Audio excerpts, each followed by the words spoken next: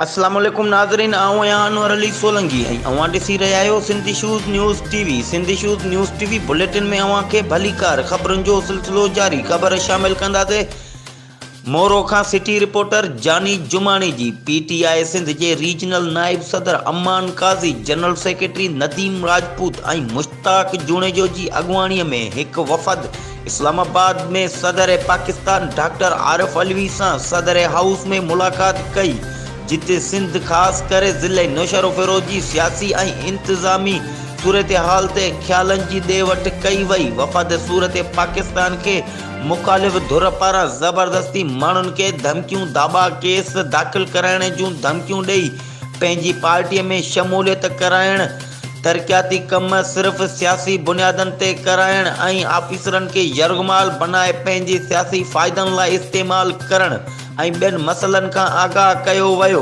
जंहिं ते सदर पाकिस्तान डॉक्टर आरिफ अलवी चयो त मुख़ालिफ़नि जूं अहिड़ियूं कार्रवायूं बर्दाश्त न कयूं वेंदियूं। पीटीआई ऐं ॿियनि माण्हुनि खे मुकमल तहफ़्फ़ुज़ फ़राहम कयो वेंदो। अवाम खे अहिड़नि माण्हुनि जे रहम करम ते न छॾियो वेंदो। सिंध में ऐं ज़िले नौशहरो फ़िरोज़ जी अवाम खे यरगमाल थियण न ॾींदासीं।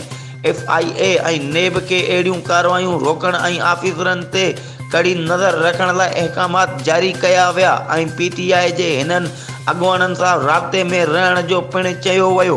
ही हुयूं हिन वक़्त ताईं जूं अपडेट्स। वधीक ख़बरुनि ऐं अपडेट्स लाइ ॾिसंदा रहो सिंधी शूज़ न्यूज़ टीवी।